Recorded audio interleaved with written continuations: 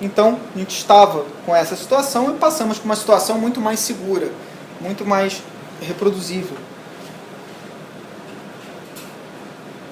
Os nossos transfer vão ser unidos também com resina paterne, o que tem e diminui a possibilidade de ter qualquer distorção na transferência.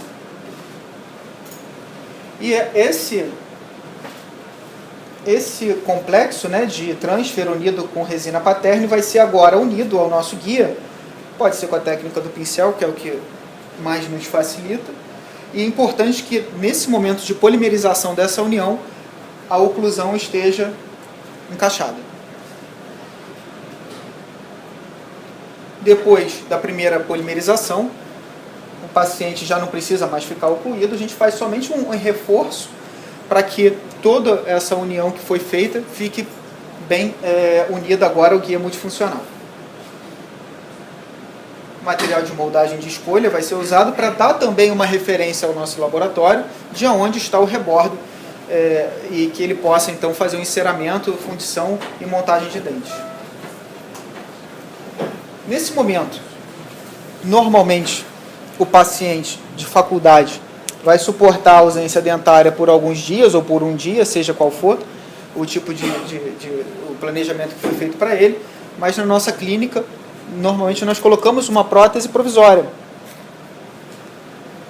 E nós fazemos essa prótese provisória na hora, com uma duplicação daquele guia, como vocês viram, mas em vez de vertermos a resina incolor, a gente verte resina branca na região dentada e resina rosa na região onde seria a gengiva. E fazemos então a captura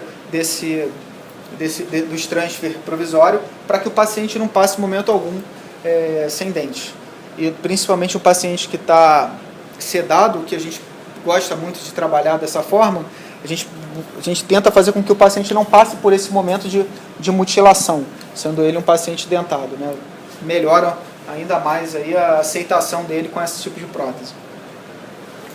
Bom, o laboratório tem que trabalhar, nós mandamos então o nosso guia para o laboratório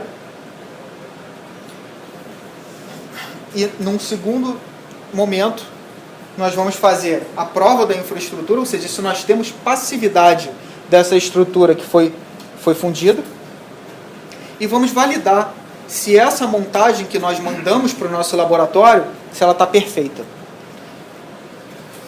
Como que nós vamos fazer isso? É exatamente assim que o laboratório nos manda. A barra, normalmente, eles mandam fundida. Acho que o Renan está até aqui, está ali.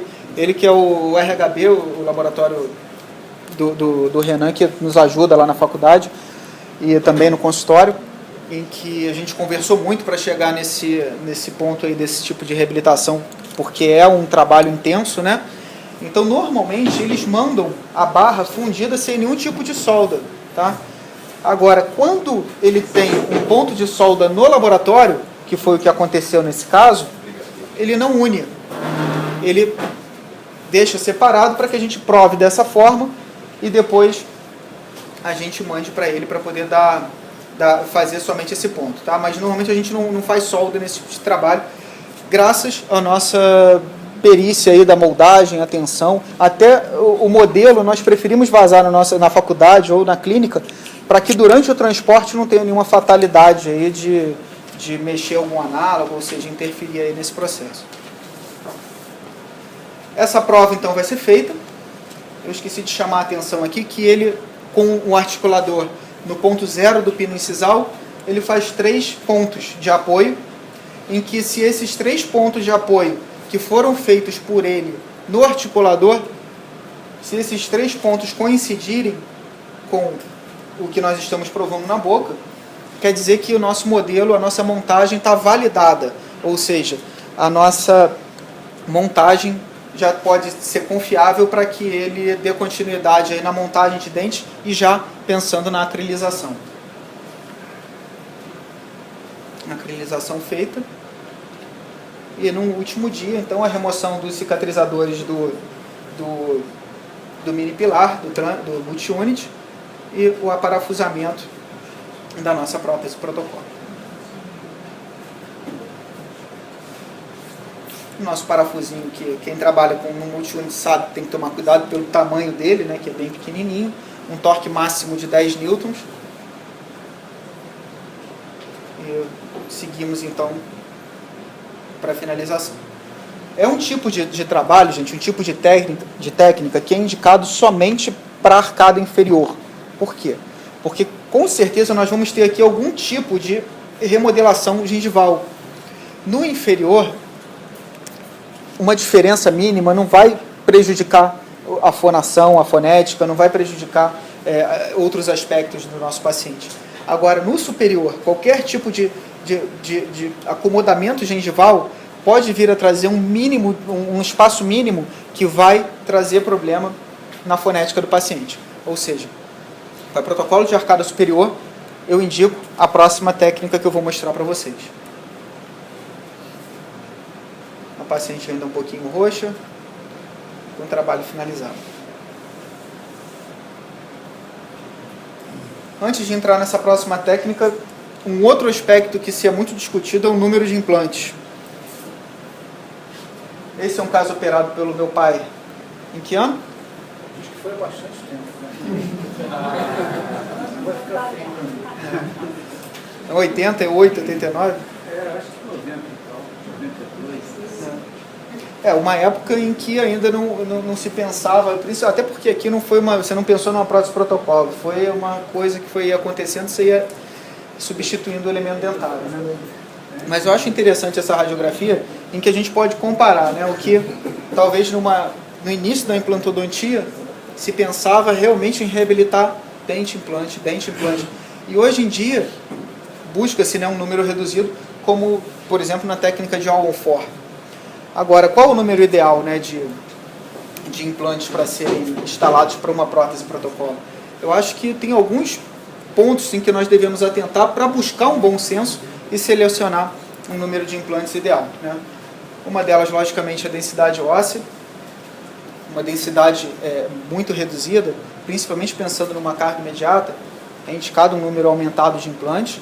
Logicamente, esse número ele tem que respeitar o espaço entre implantes para que seja a biologia preservada e que o espaço de higiene também seja preservado. O antagônico é fundamental, né? Ou seja, contra quem que nós vamos trabalhar? Nós vamos trabalhar contra uma prótese total, contra uma prótese fixa em cerâmica, contra dentes naturais. Isso também vai influenciar diretamente na escolha do número de implantes. O material restaurador e também inclinação de implantes. Muitas vezes, para fugir de um acidente anatômico importante, como o seio maxilar, nós vamos angular os implantes distais e, muitas vezes, comprometendo o sítio imediatamente à frente, tornando-se impossível instalar implante nessa região, porém, com o ganho de ter distalizado a plataforma do implante, dos implantes mais distais, diminuindo o cantilever. Ou seja, tem aí diversos requisitos que vão influenciar diretamente nessa escolha aí do número de implantes. Como eu tinha dito, o espaço biológico entre implantes tem que ser respeitado, no mínimo 3 milímetros. Bom, para não me estender muito, essa técnica essa outra técnica cirúrgico-protética, em que nós vamos instalar e fazer próteses provisórias, próteses protocolo provisórias, né, imediatamente após a cirurgia, em que esse paciente, inclusive, ele é um médico, né, muito receio de ir ao dentista, talvez aí algum trauma aí anterior, ficou muito tempo sem ir, e ele chegou nessa situação me jurando que era um trabalho definitivo. E, bom, a gente até duvida um pouco disso, né? Ou seja, mas não é a questão. Mas era um trabalho deficiente. Parecia realmente que era um trabalho que foi entregue para ele como um trabalho provisório e que ele assumiu que esse trabalho provisório era um trabalho definitivo. E ele não tinha muito tempo para tratar, ou não queria ter muito tempo para tratar. E a gente chegou à conclusão que a melhor indicação para esse paciente seriam próteses protocolo superior e inferior, fazendo-se um planejamento prévio para que se otimizasse o tempo de visitas desse paciente ao consultório, mesmo que ele passasse bastante tempo na cadeira. E depois de um período de planejamento, nós marcamos então o procedimento cirúrgico, que levou praticamente um dia inteiro. A gente normalmente fecha o dia para esse tipo de trabalho, e fizemos as extrações superior e inferior, instalação de implantes e a provisionalização no mesmo dia. estudo tomográfico. Os elementos presentes, não todos, mas grande parte estavam condenados. Não sei se dá para ler aí, mas lesão de furca, fraturas, ou seja, a radiografia panorâmica, aliada ao nosso planejamento que foi feito. E partimos então para o dia da cirurgia. Tá? E nesse dia em que foi marcada essa cirurgia, tudo tem que dar certo, né? É um dia importante. Nós vamos começar extraindo todos os elementos do paciente. Depois disso, instalação e dando continuidade na provisionalização. Então, a gente protocolou que nesse momento, né, a gente tem que ter presente pelo menos 2 cirurgiões, até porque enquanto um está trabalhando, o outro está ajudando, está vendo de outro ângulo. É um trabalho longo, né, um dia inteiro de cirurgia. Eu acho que vale a pena em toda a concentração. Um protesista que vai ajudar e um protético. Na nossa clínica, nós não temos um protético 100% do tempo, mas num dia em que nós vamos fazer esse tipo de reabilitação, a gente liga lá para o Renan, ele manda um protético, fica lá com a gente durante o dia e nos ajudando aí na provisionalização do paciente. Importantíssimo, mais uma vez, ressaltar, principalmente para esse paciente que é dentado e tem um trabalho fixo, em que existem variações de densidade óssea e que existe o risco dele ir para casa e ficar 6 meses com uma prótese total. É importante que ele saiba desse risco e que ele assine que existe esse risco. Após as extrações, a prótese total, que foi confeccionada como se fosse uma prótese total imediata, é aprovada, assim como os guias multifuncionais, que são duplicatas da nossa prótese total. Partimos então para a cirurgia de instalação de implantes. Como no nosso planejamento foram instalados 6 em maxila, vocês notem que nós usamos sítios de extração, muitas vezes raízes, por exemplo, a raiz palatina desse molar, onde a gente tem a lâmina dura, é um sítio excelente, onde nós atingimos normalmente um torque aumentado e é favorável para a instalação de implantes, fugindo de qualquer tipo de procedimento de enxertia. E usamos também sítio cicatrizado, no caso desse implante, em que tinha uma espessura reduzida. Entramos com a broca lança e depois com osteótomo, para otimizar, melhorar a qualidade óssea em volta do implante e não perder um espaço mínimo de distanciamento entre a plataforma desse implante e a cortical vestibular. Depois dos implantes instalados, a gente já tem certeza que os implantes estão com torque, ou seja, esse paciente ele vai para casa com uma prótese fixa. Nós já pedimos então para o laboratório remover a flange, instalação de cicatrizadores de 5 milímetros de altura, ou seja, cicatrizadores altos em cada um dos implantes, e vamos fazer um reembasamento da prótese total, vocês vão ver como. E usando então a prótese total inferior, nós já extraímos os inferiores, para que esse reembasamento nos direcione num posicionamento onde estão os nossos implantes. Basicamente como nessa animação. Os implantes instalados, os cicatrizadores também. Pegamos então a nossa prótese total e fazemos esse reembasamento, que não precisamos esperar até o final da polimerização da resina, porque o nosso único objetivo é marcar exatamente aonde estão emergindo cada um dos cicatrizadores e que, logicamente, tem coincidência com o posicionamento de cada um dos implantes que já foram instalados. Fazemos então um furo, os pilares provisórios já instalados e impregnados de resina. Enquanto esse procedimento acontece, vocês notem que a gente já está dando continuidade na arcada inferior para não perder tempo. E com a técnica do pincel, a gente une essa ainda prótese total a esses componentes que foram impregnados de resina. Super importante nesse momento, agora sim o paciente está em oclusão e esperar o final da acrilização dessa resina. Para que a gente possa dar esse complexo aqui para o nosso laboratório e que ele possa adicionar resina onde está faltando e agora sim tirar o palato que ainda estava nos dando aí algum tipo de estabilidade. No inferior é feito exatamente da mesma forma. Após a instalação dos implantes, o reembasamento da prótese total, marcação dos cicatrizadores, captura dos componentes provisórios e o laboratório, então, fazendo o acabamento final. Dessa forma, então, o nosso paciente está liberado, no final do dia ele acorda e não passou por uma mutilação tão importante, né? Ele já acorda com dente. Nesse caso, acredito até que bem melhor do que entrou, né?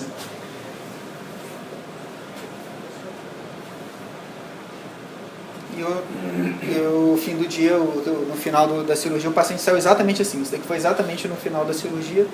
E eu chamo a atenção, gente, aproveito esse caso, para esse pequeno espaço, né? Esse pequeno espaço aqui de gengiva artificial. Vocês notaram naquele primeiro caso que eu mostrei um espaço maior, ou seja, maior quantidade de gengiva protética. Não somos nós que vamos determinar a quantidade de gengiva protética, né? É a disponibilidade óssea do paciente, aliado com a linha de sorriso do paciente. Se a linha de sorriso dele é baixa, nós não precisamos apicalizar o nosso posicionamento de implante para viabilizar uma linha de sorriso agradável, né? Então, é multifatorial o tamanho, né, de gengiva protética que nós vamos ter, e não existe um dogma de o que se deve existir ou não.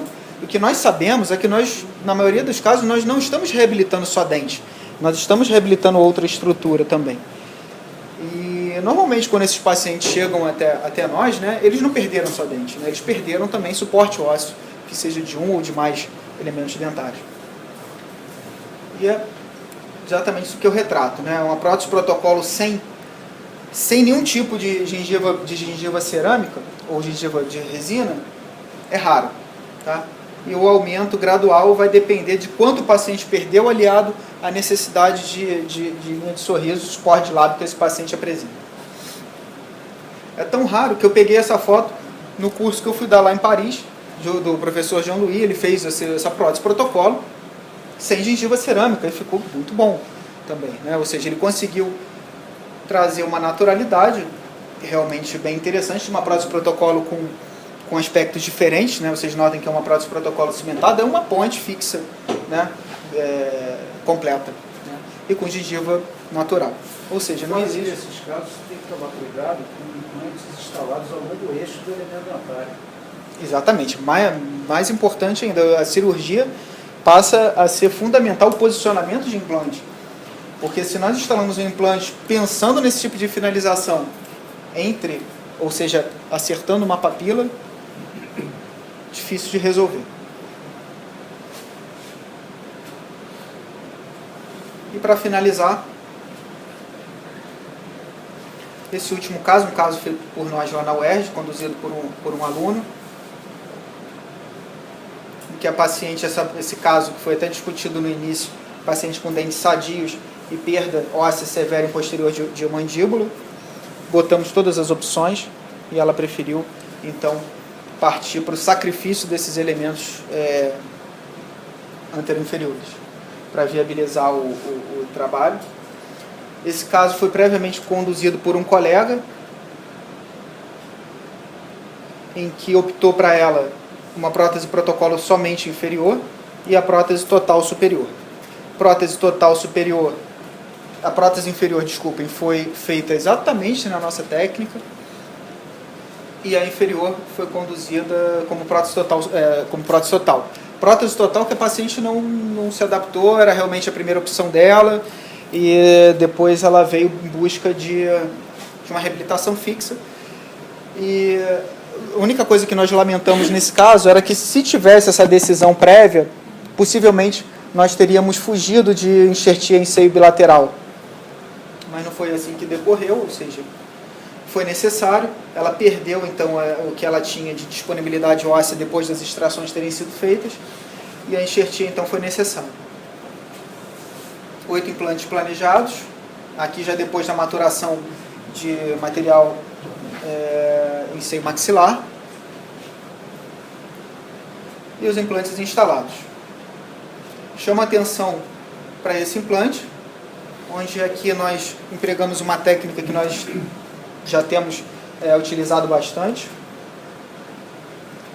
Pela perda de cortical vestibular, e para não perder esse sítio, Nós fizemos então a instalação de 2 parafusos de fixação de bloco ósseo, em que eles não vão fixar bloco algum nesse momento, eles vão suportar o nosso biomaterial, que no caso foi o BIOS, e uma membrana de reabsorção lenta, que no caso foi uma BioGuide. Ou seja, ele vai funcionar como um pau da barraca. A barraca, a membrana, e o meio delas, o recheio, vai ser esse biomaterial, dando possibilidade aí de construção de um defeito favorável para que a gente tenha aí uma regeneração óssea interessante nesse sítio. Depois então da cirurgia, nós partimos então para a provisionalização. O paciente já começa a ficar mais animada, já está com dentes fixos de novo, já aumenta a autoestima dela, isso é super importante, principalmente nesse tipo de trabalho. A gente vem notando isso, como o paciente se sente motivado quando finaliza a reabilitação e se produz e começa a investir no resto. E depois então da osseointegração, nós partimos então para a confecção de um modelo de trabalho. Esse modelo de trabalho que deve ser feito com todo critério, até porque a intenção de finalização dessa paciente, como vocês viram, é com uma infraestrutura em zircônia, que não aceita solda. Damos então ao nosso laboratório um modelo fiel e, a partir de uma prótese provisória já aceita por nós e pela paciente, uma maquete, né, um borrachão de silicone que vai guiar um índex, que vai guiar o nosso laboratório na confecção da infraestrutura e depois na aplicação de cerâmica. Antes desse trabalho, dessa infraestrutura virar zircônia, nós provamos esse trabalho. Depois, então, de provado, nós levamos ao scanner. Um scanner de contato que vai percorrer toda a superfície dessa escultura. Não é nem um enceramento, é uma escultura em resina paterne.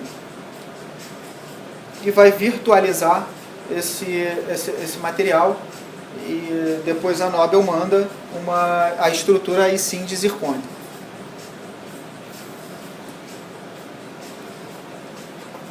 Essa estrutura, logicamente, depois que chega, vai ser provada, né? Tudo bem que nós tomamos todos os cuidados possíveis aí com a confecção dos modelos, mas é importante que prove, logicamente, antes da aplicação de cerâmica, a passividade, principalmente, dessas estruturas.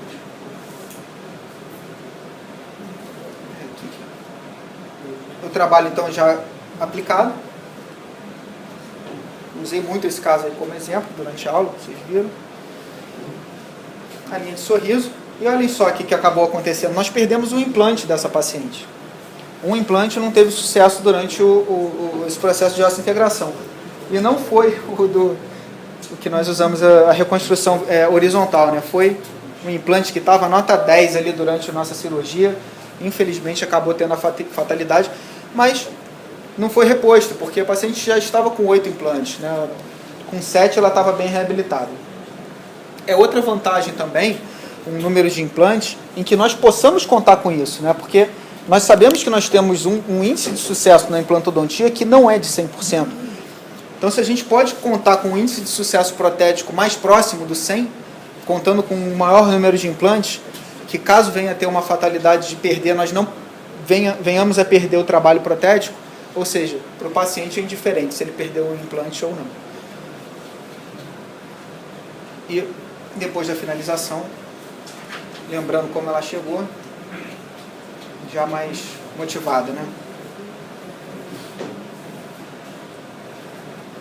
Aqui onde nós estamos, né? Aqui na nossa clínica particular, lá na faculdade lá na UERJ, na AFOPI, o Protimplante, que é o curso online do professor Davi, que nós estamos já em vias de publicação das nossas aulas lá no curso, e também a Nobel, que além de como speaker, eu agradeço também a participação, que nos dá essa oportunidade de nos reunirmos e discutir não somente isso tudo que a gente viu aqui agora, como os casos, que eu quero que cada vez mais vocês venham a se sentir motivados a trazer, que sejam fotos, que sejam tomografias, que sejam radiografias, para que a gente possa discutir